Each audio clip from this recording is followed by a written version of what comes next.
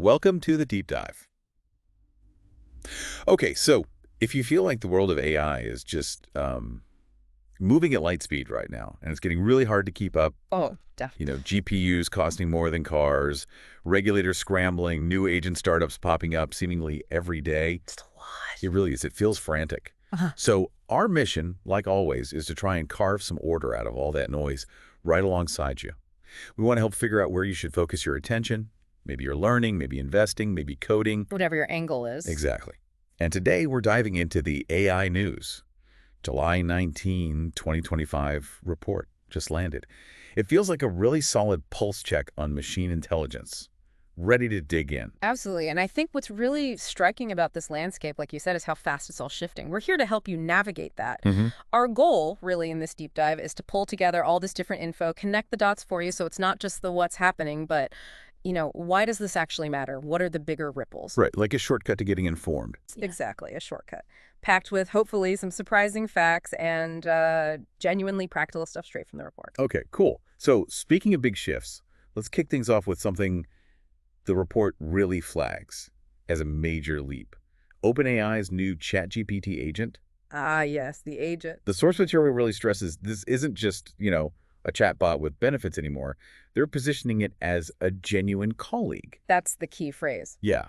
Imagine typing in a task and this thing. Oh. It doesn't just write text. It's spitting up a text browser, a full GUI browser, a Linux terminal even. Image generator, API runner. The whole toolkit. It's a fundamental change, really. It changes how we interact with digital tools. The system uses what they're calling the O3 language core. Think of it as its brain. Okay. It combines that sort of master programmer precision like we saw in early models like Codex, but with this knack for strategic planning. Right. So it can figure out complex multi-step tasks. Yeah. And it has a memory vault, basically, persistent memory, context aware, so it remembers where you left off on different projects, like a really smart assistant. That remembers things. Yes. And a controller loop decides which tool is best for the job right now, saving you credits, saving you seconds. That sounds incredibly useful. Huh? A real force multiplier. But, okay, does the report mention any, unintended consequences? Any new headaches when an agent can just spin up browsers and terminals on its own? What's the catch? That's a fair question. And yes, the report does acknowledge limits, ChatGPT sometimes get in the way, or if your prompt is too vague, it might get confused. But the main takeaway seems to be the debate isn't if agents will work anymore. It's shifted to how fast are they going to reshape knowledge work. Right. For pro users, the deal is 400 credits a month. One credit gets you about 15 minutes of actual work time. And they're bringing in tool minutes in August, specifically for those heavy-duty GPU jobs, like merging big CSVs or upscaling images. Gotcha. And security must be a concern. Huge priority. They've got screenshot citations for every click it makes, filters for prompt injection attacks, and all permissions reset when the session ends. Seems pretty thorough. Okay, so from the office, let's jump to the lab. AI is pushing science in ways that honestly feel like they redefine what's even possible. Material science, for example. Yeah, this is fascinating. University of Liverpool and Southampton researchers have this thing called CrystalGPT, or MCRT technically. Right.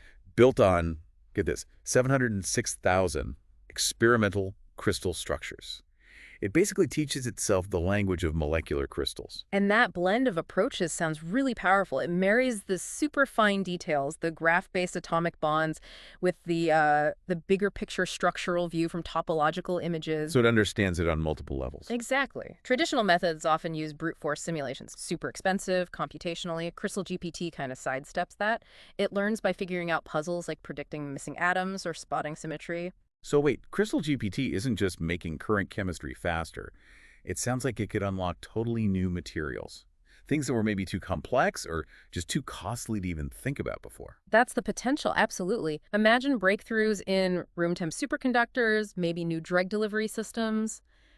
It opens doors. Wow. Because when chemists fine-tune it for a specific job, it can predict things like density, packing efficiency, porosity, but using way less data than before. And material science, it's everywhere, right? Batteries, catalysts, quantum chips. So faster predictions mean faster prototypes, cheaper lab work. Cheaper lab bills are always good. Always. Plus, the report mentions its transparency is a big plus. It has these attention maps that show which atoms influenced a prediction.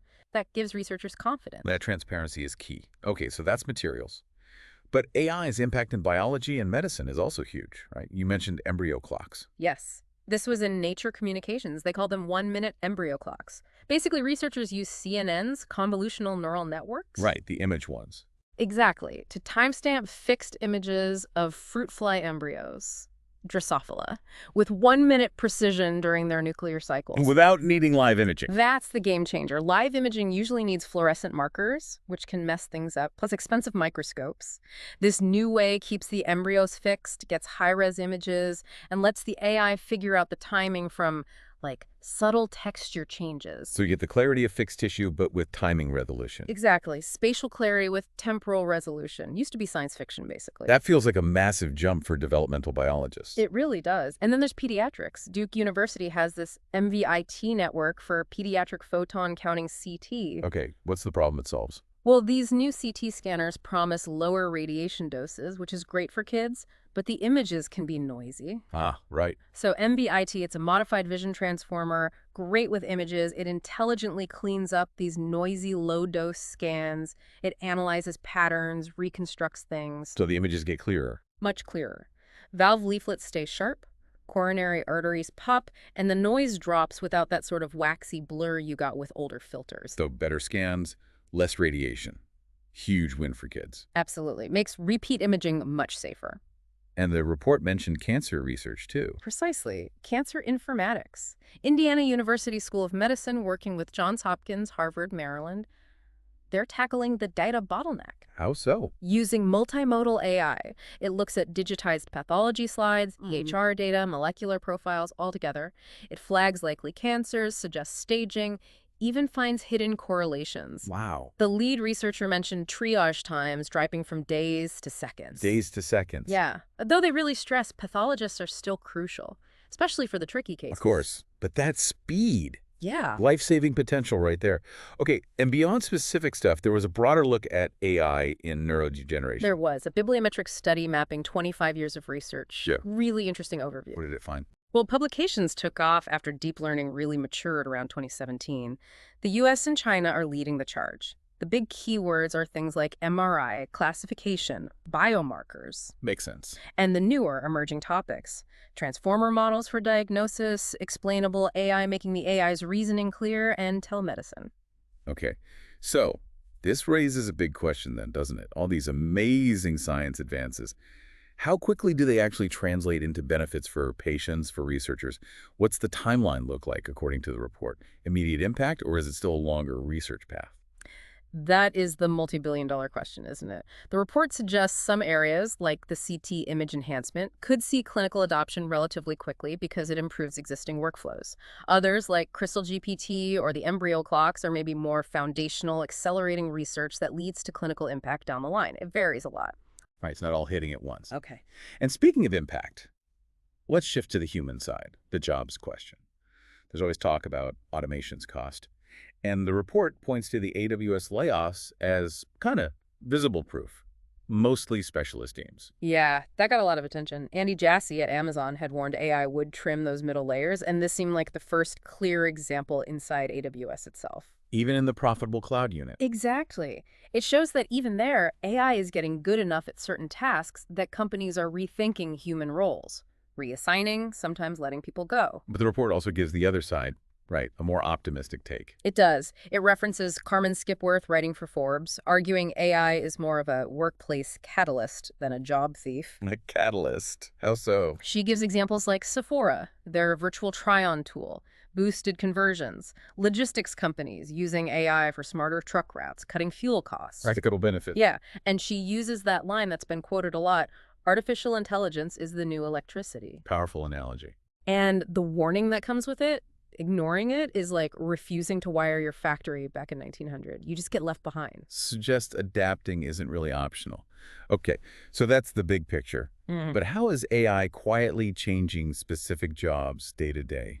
Well, stepping back a bit, you see, AI isn't just about those big economic shifts. It's also disrupting specific job layers with tools like Perplexity's Comet browser. Comet browser, what does that do? It's aimed at automating tasks for recruiters, executive assistants, scraping LinkedIn, drafting outreach emails, logging notes in a CRM, all from one prompt. Whoa. Yeah, they pitch a pretty significant ROI for companies that sign up for the premium tier. It's like a super efficient digital assistant built for specific workflows. Taking over the repetitive stuff. And what about creative fields? Same kind of transformation happening. We're definitely seeing it. Look at fashion. Pusan National University did research on generative couture, using ChatGPT to predict trends, using DALL-E 3 for visual renderings. So AI as an ideation tool. Exactly. It accelerates that initial brainstorming.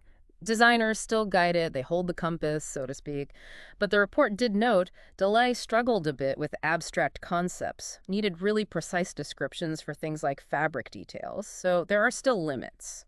Okay, so it's a tool, maybe freeing up designers for more high-level thinking. But then you have things like Ide, the robot artist who just painted King Charles. That feels different. It raises deeper questions, right? Okay. Creativity, authorship. Absolutely. Is the heart really hers?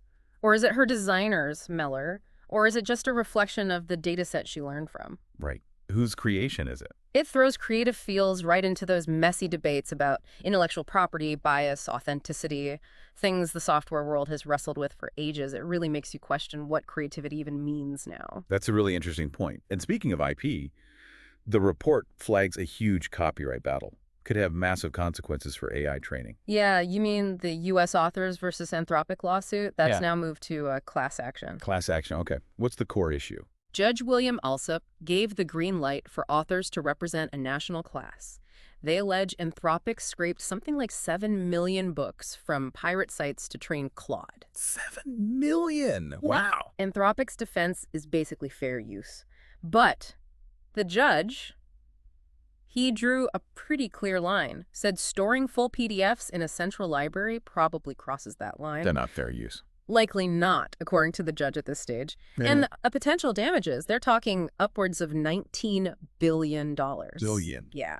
So this case, it's going to be pivotal. It will really shape how AI models are allowed to ingest long-form text for years. It's clear, as AI gets more capable, we're hitting these economic shifts and these really fundamental questions about being human, creatively, professionally. That lawsuit is definitely one to watch. What are the big precedents it might set? Like, how could it change AI training going forward? Well, the report suggests it could really push things towards requiring much more explicit licensing, maybe even direct payment for training data, moving away from just claiming fair use for everything. It could force AI companies to completely rethink how they get their hands on data, especially copyrighted stuff. A fundamental shift. Okay, let's zoom out again. Geopolitics, infrastructure, the big picture, huge news here. SpaceX investing heavily in xAI. That was a big one. A 40% stake in a $5 billion round, valuing xAI at $80 billion. Staggering numbers. And the why seems pretty clear. Shared GPU pools, AI features across Musk's companies, and this thing called Colossus. Colossus, the monster GPU cluster. 200,000 NVIDIA GPUs, aiming for 1 million eventually. It's massive, and it's already working hard, doing mission planning for Falcon rockets, optimizing routes for Starlink satellites, and crucially powering Grok. Grok, right, the conversational AI. Which is now showing up on Tesla dashboards. Now, yeah, critics are pointing out the environmental cost. It's apparently powered by methane generators. But it's a huge integration effort. Really shows Musk's vision. So Grok isn't just a chatbot anymore. It's an in-car assistant. Yeah. How's that actually working? And what does it signal for Tesla? Right. It just arrived with Tesla Update 2025.26. Drivers can ask it stuff, bedtime stories for the kids, summaries of news, explanations of things. And it answers on the screen. Yeah. Real-time answers right on the center screen. They've put in safety walls. Grok can't steer the car or change the AC. Not yet, anyway. And the voice clips are anonymized. Okay, important guardrails. For now. Musk has said future versions will handle navigation and climate, but only after, quote, severe validation. We'll see. But this update, it really signals Tesla pivoting, doesn't it? They're not just an electric car company anymore. They're becoming an experience company where AI fundamentally shapes the drive. That's a bold strategy, changing the product's core identity. Meanwhile, the report says Europe's forging a really different path, a parallel AI universe. What's that about? Yeah, that's the phrase the source uses. Europe's consciously building an ecosystem that prioritizes open weights, privacy-first design, strict ethics. You see it embodied in the EU AI Act that rolled out in April. Okay. And who are the players? Companies like Mistral AI in Paris just raised another $600 million, valued at $6 billion now. They're showing you can get powerful results without needing, trillions of tokens for training. Smaller, efficient models. Exactly. Then there's NAN in Berlin doing open source, no-code workflows. Helsing in Munich, building defense AI that encrypts sensitive data right on the device. Data Snipper in Amsterdam, automating audit tasks without sending client data to the cloud. Privacy is central. Absolutely. And critically, they're often sharing hardware through regional cooperatives, building locally, guarding privacy by design, instead of relying on giant, centralized US-style superclusters. Fascinating contrast. What about Germany specifically? Any big ambitions there? Huge ambitions. Yeah. Germany is aiming for 10% of its GDP to come from AI by 2030. They've got $20 billion in EU funding earmarked for AI gigafactories, quantum computers, AI boot camps for their manufacturers. They're serious. Very serious. And shifting globally again, China's Moonshot AI released Kimi K2. It's described as an agentic open-weight model. Agentic and open weight, meaning Agentic means it's designed to act autonomously, like an intelligent agent. Open weight means the model's core components are public, usable, adaptable by anyone. and that's significant. Why? Accessibility. It apparently ships in manageable 40 gig zip files. You can fine-tune it on just one A100 GPU in about 8 hours. This is also a geopolitical move, right? It gives teams worldwide a hedge against potential export controls on closed AI systems. They can innovate without being totally reliant on a few big proprietary players. So it's fostering a different kind of global AI ecosystem, this whole divergence, this arms race of strategies. Does the report hint at any risks? Like, could things become incompatible if everyone goes their own way? The report doesn't explicitly detail risks, but it implies that while this diversity spurs innovation, it could lead to interoperability problems later if common standards don't emerge. Imagine trying to get European privacy-focused AI to work seamlessly with a US model built on different assumptions. Yeah, could get messy. And one last piece on this front, MIT's CAL lab looked at autonomous coding. They identified 3 walls blocking it. Okay, what are the walls? First, benchmarks. Real-world software engineering is way messier than coding puzzles like LeetCode. True. Second, interaction. Developers need AI assistants that don't just give answers, but can say, I'm not sure, or let's test this. Admitting uncertainty. Exactly. And third, scale. Current models struggle to grasp the context of huge code repositories. They propose things like workflow loggers, continual learning, basically agents learning by watching humans work, not just reading web text. Interesting. So this really does raise that big question. As different regions chase different AI dreams, open versus closed, privacy versus scale, how does this global competition shape what AI looks like and who gets to use it in the future? It's the defining tension right now, I think. Yeah. Okay, so to wrap up the main part of this deep dive, the report ends with this really broad look at AI's gains across science, and it hammers home the sheer compute needed for all this. It's mind-boggling. We're talking Microsoft's Aurora model predicting cyclone tracks 30% better, Mattergen designing battery anodes needing 70% less lithium, Huge for sustainability. BioEmu-1 decoding protein, folding 10 times faster than AlphaFold 2. Majano-1 quantum chips hitting 20 milliseconds of coherence, a big threshold. Each one a major breakthrough. So what's the takeaway? What ties all this incredible science together? The core message here is how AI isn't just tweaking things at the edges, it's fundamentally opening up entirely new scientific frontiers at a speed we've just never seen before. Right. And every single one of these breakthroughs depends on absolutely massive computation. These clusters are pushing national power grids to their limits. Which then creates new problems or opportunities. Both. That huge energy demand is, in turn, driving more funding into things like fusion power research and grid-scale batteries. It's this cycle. Science needs compute, compute needs power, driving innovation in all three. A tightly woven knot. Exactly. It's all interconnected. So, as we've kind of walked through all this material, one thing feels really clear. This AI acceleration. It isn't happening evenly everywhere. No, definitely not. It bursts ahead in these unexpected areas, these pockets, and then it can stall out where, data is scarce or power is tight or policy just throws up roadblocks. Sand in the gears, yeah. Which is exactly why staying informed, understanding these different speeds and pressures is just so vital for anyone trying to make sense of it all. Absolutely. And the report even gives a peek at the road ahead, right? More stuff coming soon. Oh, yeah. Embargoed announcements apparently include a privacy-focused multimodal model from Apple. Interesting. Google Cloud's got an agentic DevOps suite coming, Mhm. and an Indian research group is about to drop an open-weight vision transformer. The pace just doesn't stop. Yeah. What about policy? More action there, too. The U.S. Senate is prepping hearings on generative transparency. Europe's finalizing rules for those AI gigafactory bids we mentioned. Japan's rolling out tax credits for using AI in elder care. Wow, elder care, that's specific. Yeah, shows how targeted policy is becoming. And then the million-dollar or maybe billion-dollar question for builders and investors, GPU prices. Ah, yes. Up or down? Will they finally soften now the RTX 5090 AI Pro is supposedly hitting shelves? Or will they spike again if some huge new foundation model leaks and triggers another mad dash for training hardware? It's anyone's guess, really. Pretty much. But however wild the swings get, the one constant is, Yeah. well, knowing what's going on is your best defense, your best advantage. Couldn't agree more. We'll Yeah. keep trying to refine how we bring you these deep dives, pull out the key insights. And you keep building, keep exploring, keep learning. Exactly. Stay informed. That's the key.